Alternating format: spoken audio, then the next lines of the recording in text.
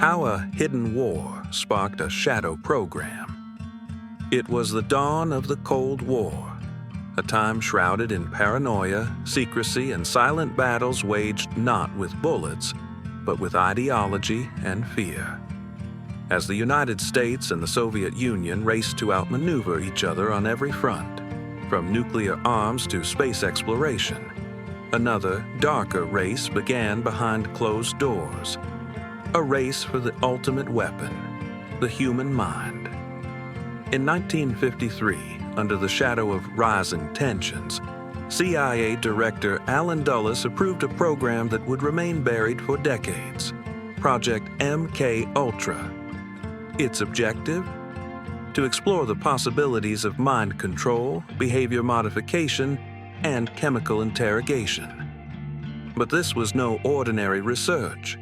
This was science fiction brought to life, with real people as its subjects.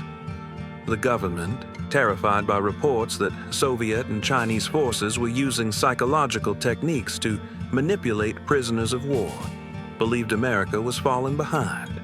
And so, in complete secrecy, MK-Ultra was born. A covert operation involving psychologists, chemists, and military personnel, sanctioned at the highest levels, yet hidden from almost everyone else, including Congress.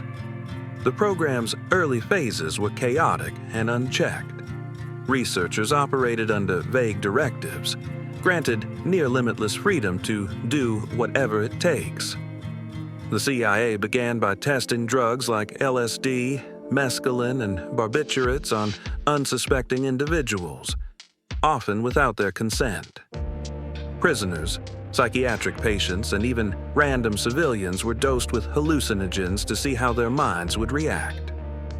One of the first documented experiments involved dosing a man with LSD continuously for 77 days.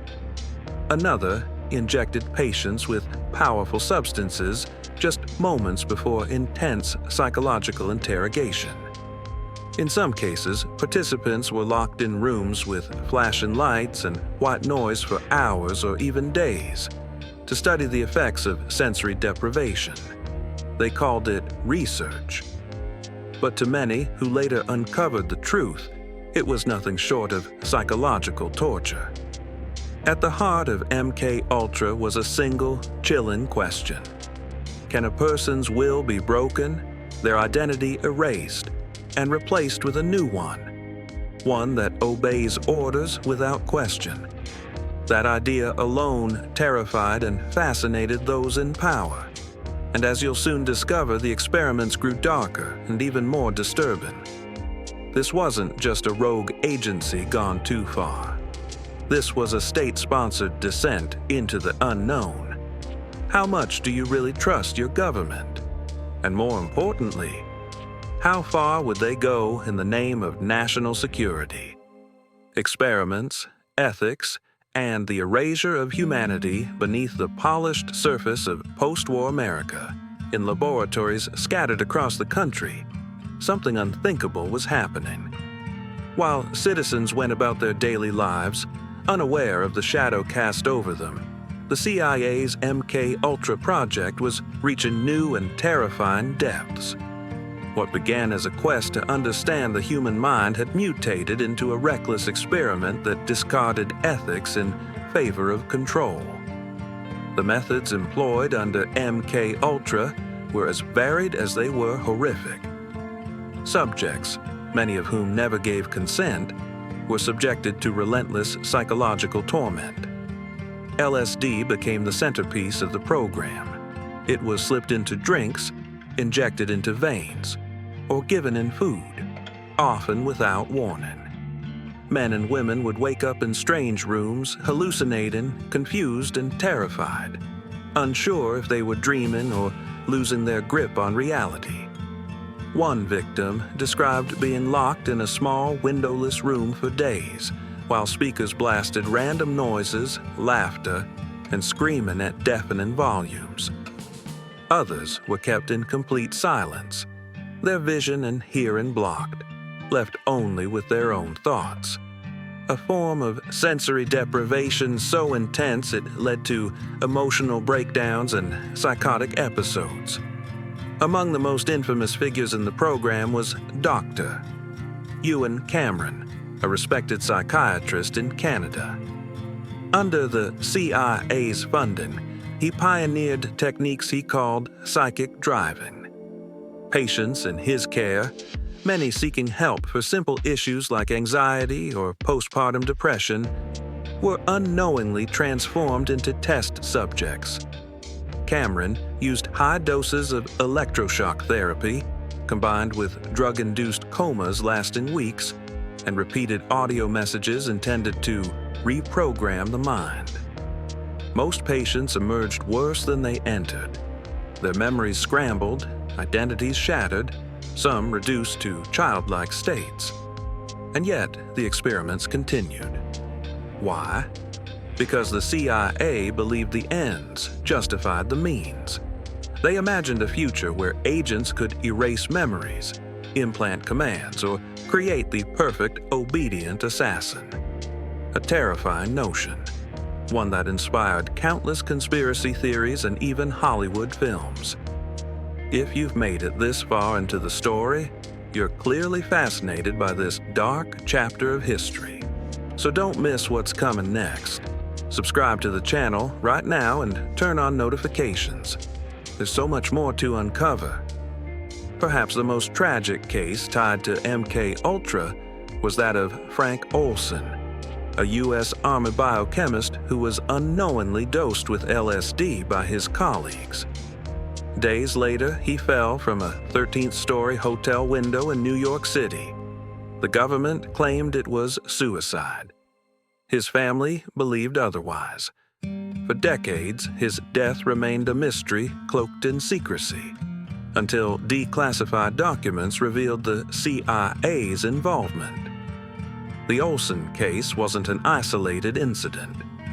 Reports suggest that dozens, maybe hundreds of lives were quietly destroyed in the pursuit of mind control. Many victims were silenced, ignored, or dismissed as unstable. After all, how could anyone believe such a story without sounding paranoid? But here's the question we must all consider. If this could happen to innocent civilians under government supervision, what else is possible? In the next chapter, we'll uncover how these secrets started leaking to the public and how the government scrambled to cover its tracks. Some truths refused to stay buried. The secrets that refused to stay buried. For over 2 decades, the existence of Project MK Ultra remained a carefully guarded secret. Files were locked away, names were redacted, and victims were silenced.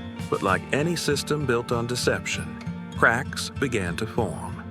It started with whispers, rumors shared behind closed doors by former intelligence officers, scientists with guilty consciences, and survivors who refused to forget. In 1973, those cracks turned into a flood.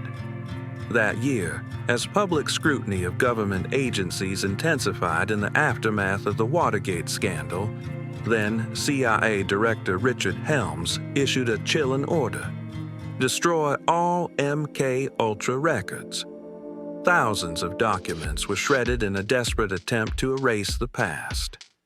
But Helms made one fatal mistake. Some documents were misfiled and survived the purge. Just 2 years later, in 1975, the U.S. Senate launched an official investigation into intelligence abuses. Led by Senator Frank Church, the Church Committee began to peel back the layers of secrecy surrounding MK Ultra.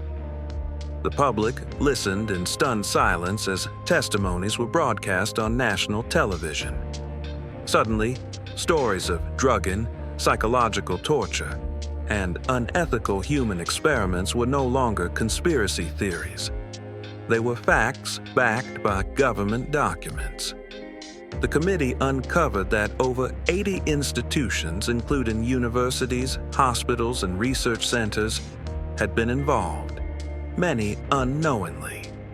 the CIA had created a vast network of front organizations and shell companies to funnel money and mask the true purpose of the experiments. Professors believed they were conducting legitimate research. Patients thought they were receiving treatment. In truth, they were pawns in a game they never agreed to play. Perhaps the most damning moment came when survivors took the stand. Their voices, trembling, emotional but unwavering, painted a picture of lives broken beyond repair. One woman described waking up, strapped to a hospital bed, injected with unknown substances, and subjected to repeated memory wiping procedures. Another survivor detailed years of psychological confusion after being unknowingly dosed with LSD during a university study. And yet, justice remained elusive. Despite overwhelming evidence, very few within the CIA were ever held accountable. Most key figures either retired, vanished from the public eye, or died before ever facing questioning. The government issued statements of regret, but not formal apologies. Some families received small settlements. Many received nothing. The revelations shook the nation. If such horrific violations could happen on American soil, orchestrated by one of its most powerful institutions, what else might still be hidden? The media exploded with coverage. Documentaries, books, and articles tried to piece together the puzzle, but the damage had been done. MKUltra became a symbol of unchecked power, of how fear and secrecy could lead to monstrous actions, even under the flag of freedom. To this day, over 90% of the documents related to MKUltra remain classified or destroyed. We may never know the full extent of what was done. And that leads us to an unsettling truth. Sometimes the scariest things aren't found in horror movies or haunted houses. They're written in official government documents. In the next and final chapter, we'll ask the biggest question of all. Did MKUltra ever truly end? Or did it simply evolve into something even harder to detect? Did MKUltra ever really end?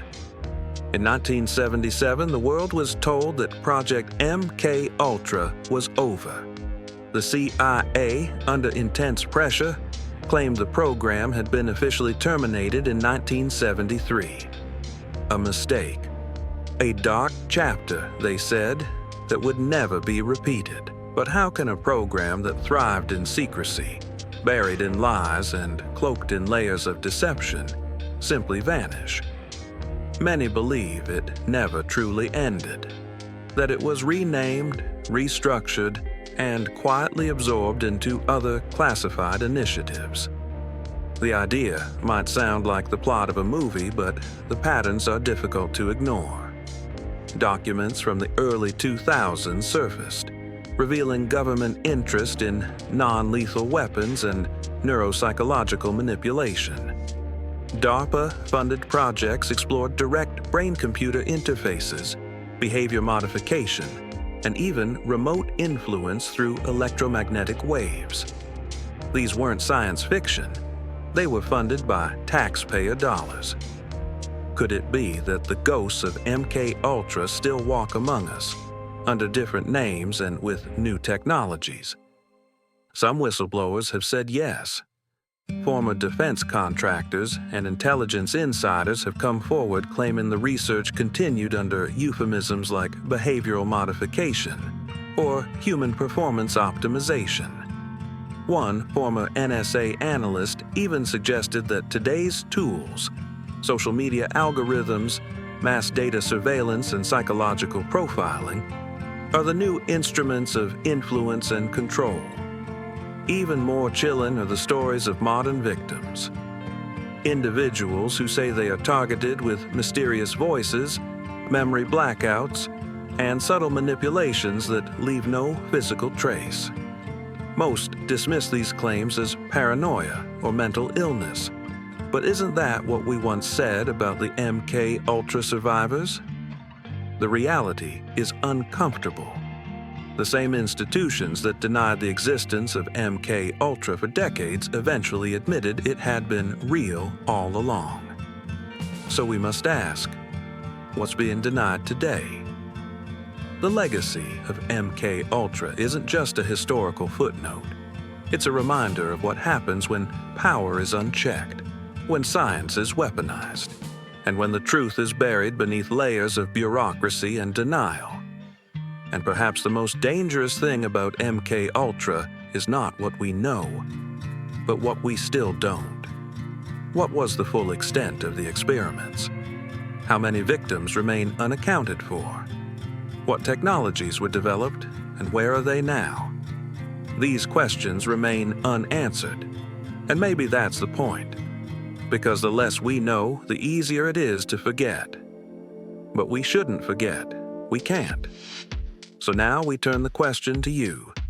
Do you believe MK Ultra truly ended? Or did it simply evolve into something far more sophisticated and invisible? Let us know in the comments. Your voice, your thoughts, your questions, they matter. History is filled with stories that sound too insane to be true, until they are. This is more than just a conspiracy theory. It's a documented, admitted part of American history. And perhaps it's not over. Stay curious, stay critical, and always question what lies beneath the surface.